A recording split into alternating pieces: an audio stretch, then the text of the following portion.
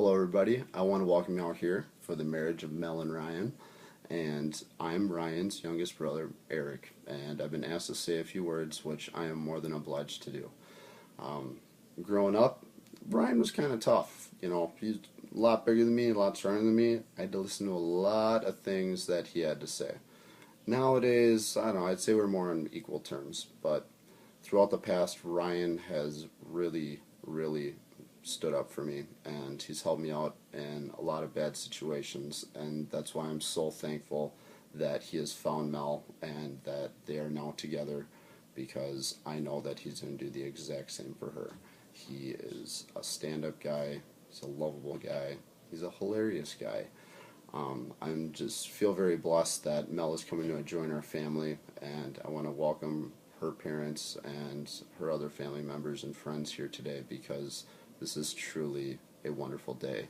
And also, Ryan, I realized while filming this video that I did borrow money from you back in the day in college, and I don't think I ever repaid it, so I just have to tell you that I have it here for you. So welcome. Just go spend it on your honeymoon. Thank you so much. Everybody have a wonderful evening, and I hope to see you on the dance floor.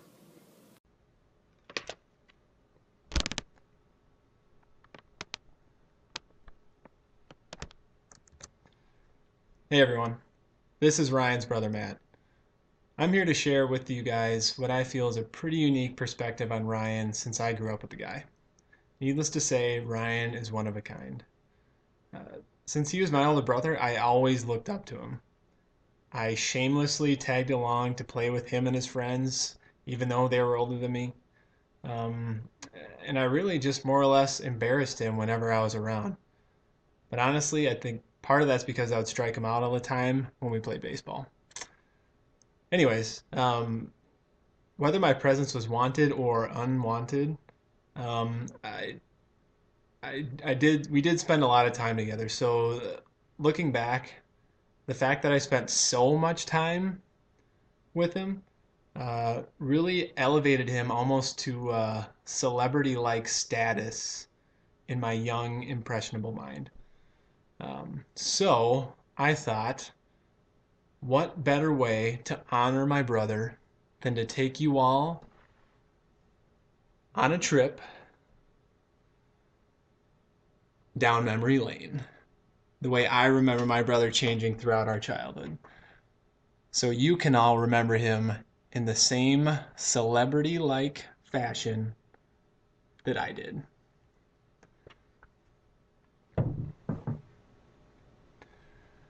So, first in kindergarten, oh yeah, he's a pretty cute kid, huh? He was still kind of a goody two shoes, and I couldn't help but notice that he had an eerie resemblance to Beaver Cleaver, even in kindergarten.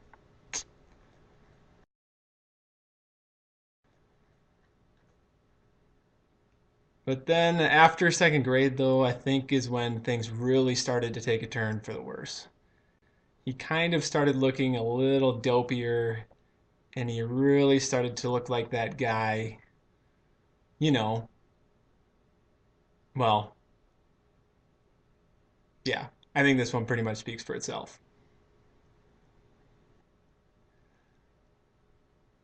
So then in seventh grade, I'm not sure what actually happened to his hair, but I'm still convinced he made the tsunami hairstyle what it is today. And by the way, I totally copied him with my hairstyle at the same time too, but I could never get my tsunami as epically huge as his was. So then moving on to 11th grade, he was really just too cool for everyone else. But if anyone has ever heard him sing, you would never understand why he ever thought he could pull off this look.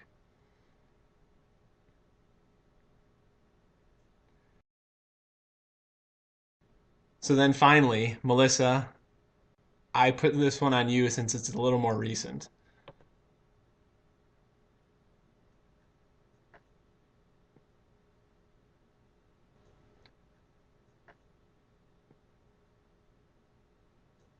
Honestly, though, uh, Ryan, I have always looked up to you, and you've been a huge impact on my life.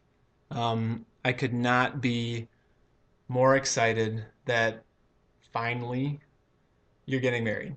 Um, Megan, my wife, our kids, and I mean, we love you both, and could not be more excited for Melissa to become a part of our family.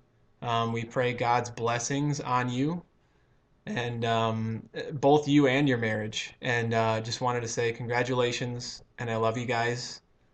God bless. One of the wilder nights I've ever had with Ryan was at Burrito Loco in Uptown. After the bar, me and Ryan go and we get a burrito. But while in line, two groups of guys almost start fighting. The guy who was being a jerk, he left the store. Right after me and Ryan get done paying for the burritos, this guy starts taunting these guys again through the window. And he bursts through the door and just rushes this guy. He trips and he just starts getting beat up by this guy's friends, and there's this big fight that ensues. Guys are getting flipped over the tables. Me and Ryan are just in the eye of the storm. It's like the Old West. And then after it clears, me and Ryan, we have our burritos, and we just look around. Everyone's gone. Rice is everywhere. I look at Ryan, I go, "Did you trip that guy?" And Ryan just goes, "Yeah." The guy deserved it. Completely at fault, starting a fight. But then me and Ryan go home, and we giggled about it for about 2 hours after. All right, Ryan, I love you.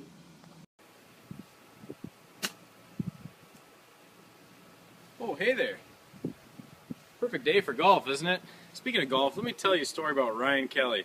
So, Ryan, Eric Lindbergh, Matt Severance, and I are golfing at Stonebrook, and we'd already hit into these guys in front of us a couple of times. And we're on hole 9. Ryan shanks his drive, as usual. That's kind of how his golf game is. Sorry, Ryan, to throw you under the bus. But he's setting up for his second shot. He's in the rough on the left side, probably 220, 230 out. He's got a 4-iron, thinking he's going to come up a little bit short. Well, turns out Ryan hits the shot of his life. Literally the shot of his life. Well, as perfect as you can hit it. And he's looking to see where it landed. Well, the guys that we've been hitting into landed right in between them on the green. Great shot, but I think he upset those guys a little bit, because all of a sudden in the distance you hear, "Knock it off, you effing a-holes." So we keep going, we finish our round, and for those of you who don't know, Matt and I, we work in law enforcement, and we're talking to the bag boy at the turn, and he says to us that this guy is so upset and he's going to file a police report and call the police on us. So ended up not calling, but oh well. Nice shot, Ryan. Hello, my name is Justin Hansen. I want to thank Mel and Ryan for allowing me to be a part of their very special day.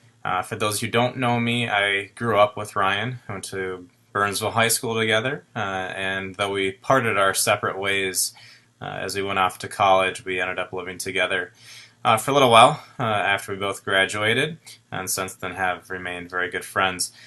In this segment, instead of sharing many of stories that I certainly have about Ryan, I thought we would focus on things that Ryan likes, which is exactly, for the most part, what we call this segment. So while I could talk for many minutes, I will be quiet and focus on the likes of Mr. Ryan Kelly. Enjoy.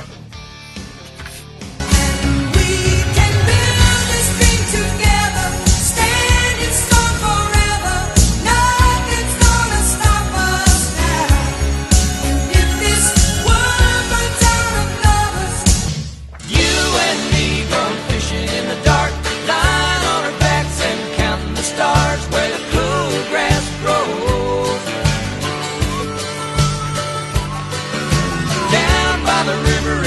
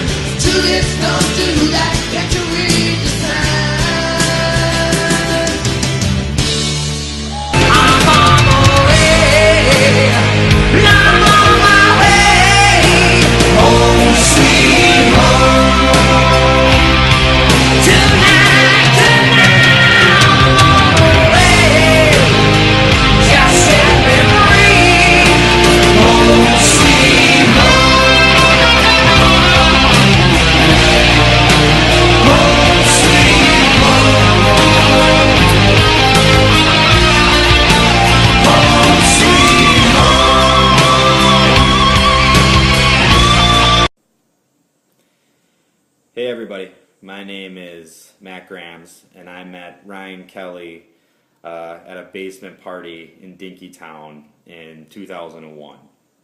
And I can honestly say from that day forward, he has truly been a wonderful and great friend. But my Ryan Kelly story takes place a few years ago after a night of fun in Uptown. A small group of us were walking back to Kelly's apartment. And he was particularly rambunctious that night and wandered a small distance ahead of the group.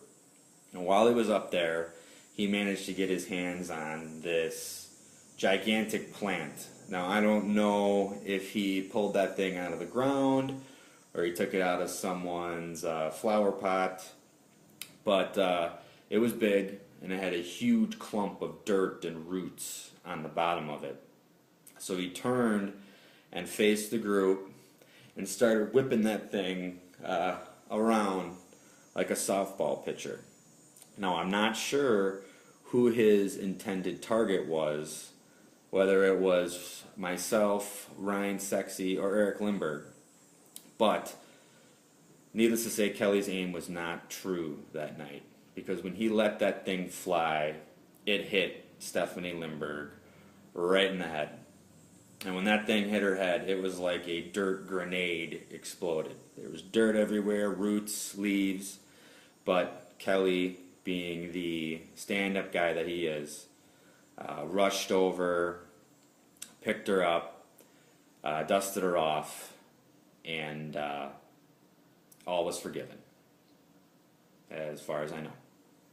But Kelly and Melissa, congratulations and happy wedding. Ryan Kelly.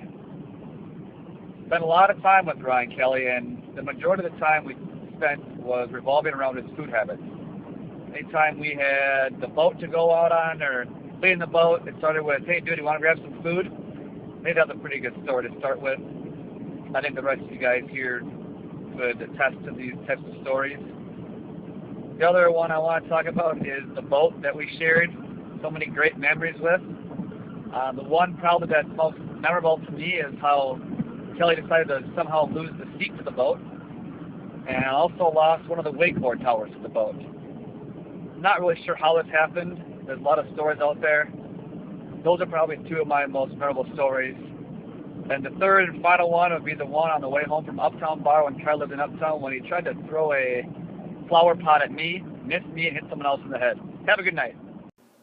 Hey everyone, I'm Trent, one of the ushers. I've known Kelly since high school, but first of all, I just wanted to wish Kelly and Mel congrats, and I'm just honored to be a part of their day. So I'm really happy for you guys. So Severance, the best man, came up with this idea where we would create videos of an embarrassing or funny story about Kelly, and some of the stories I can't really share with everyone for obvious reasons. An embarrassing one that everyone probably knows is that Kelly is a horrible speller. I have no idea how he got through college, but anyways, so I was going through my wedding photos, and which Kelly was in my wedding too, and came across one of a photo that I'll show you shortly. Apparently Kelly was very thirsty that night, and he tried to get some drinks, and the bartender kind of limited how many he could buy at one time. So he decided to take the candy dish that we had out for our guests, and he must have thrown it away or did something with it, I don't know. And he filled it with about 10 to 15 whiskey sevens. He literally went back and forth probably 5 times from the bar, asked other people at the wedding to buy other drinks for him as well, so he could fill this this candy dish or glass. Well, here it is. Yep, that's him. He definitely gave a new meaning to one drink at a time. So that's my funny story. I have many others, but once again, I just want to wish Kelly and Mel congratulations, and I wish nothing but the best for you guys. Cheers. Hey everybody, my name's Eric.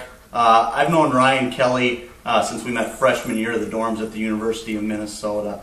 And knowing Ryan for the last 13 years, I've learned that you can't find a bigger Gopher hockey fan than Ryan Kelly.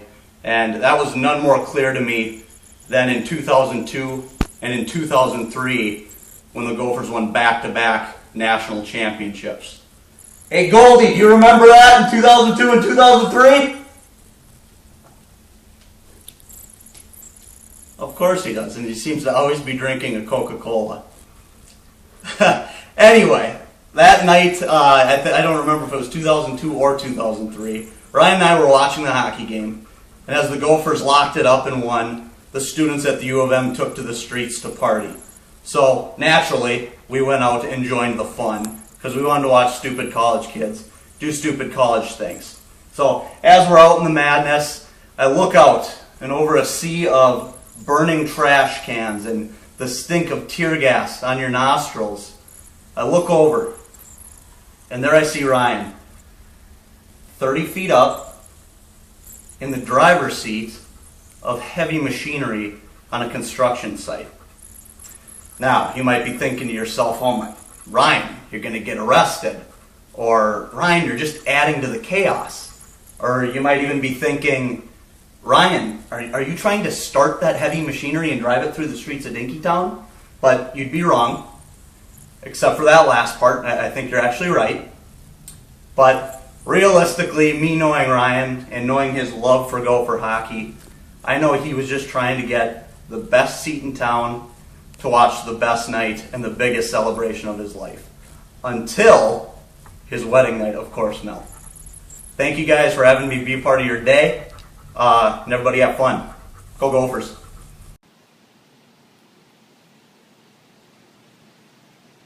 You know, this reminds me of a story. A few years ago, chilly out, fall night. Most of the boys were already up at Ryan Kelly's apartment, I think it was St. Louis Park. When Ryan comes home, fairly intoxicated, proceeds to strip down to just his boxers, run right into the pool, outdoors of course, and start swimming around. Unfortunately, he forgot to look around and see that there was a cop right behind him, an attractive female cop at that, who immediately ordered him out of the pool. As Ryan gets out, you could tell he was embarrassed. The cop slowly sized him up, and then stated the obvious. The water must be very cold.